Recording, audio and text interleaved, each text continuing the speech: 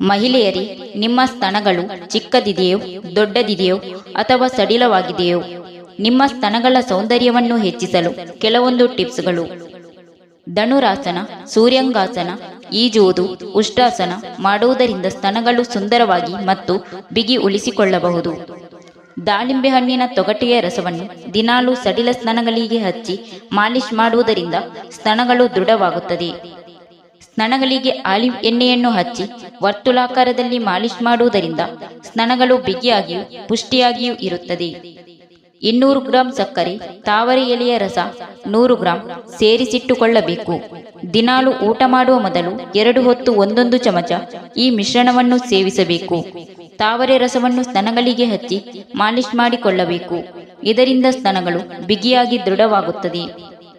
ಹರಳೆಣ್ಣೆಯನ್ನು ದಿನಾಲು ಸಡಿಲ ಸ್ತನಗಳಿಗೆ ಹಚ್ಚಿ ಮಾಲಿಶ್ ಮಾಡುವುದರಿಂದ ಸ್ತನಗಳು ಬಿಗಿಯಾಗಿ ದೊಡ್ಡದಾಗುತ್ತದೆ.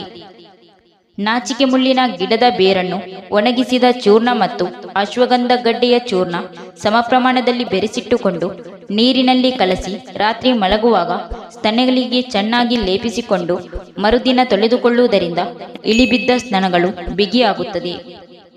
ಸ್ತನಗಳಿಗೆ ಆಲಿವ್ ಎಣ್ಣೆಯನ್ನು ಹಚ್ಚಿ ವರ್ತುಲಾಕಾರದಲ್ಲಿ ಮಾಲಿಶ್ ಮಾಡುವುದರಿಂದ ಸ್ತನಗಳು ಬಿಗಿಯಾಗಿಯೂ ಪುಷ್ಟಿಯಾಗಿಯೂ ಇರುತ್ತದೆ.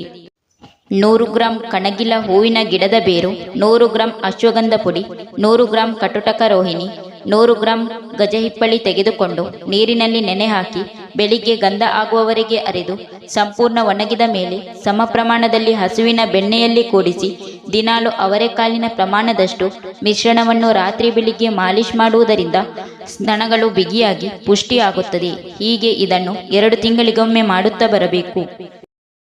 Thank you for watching.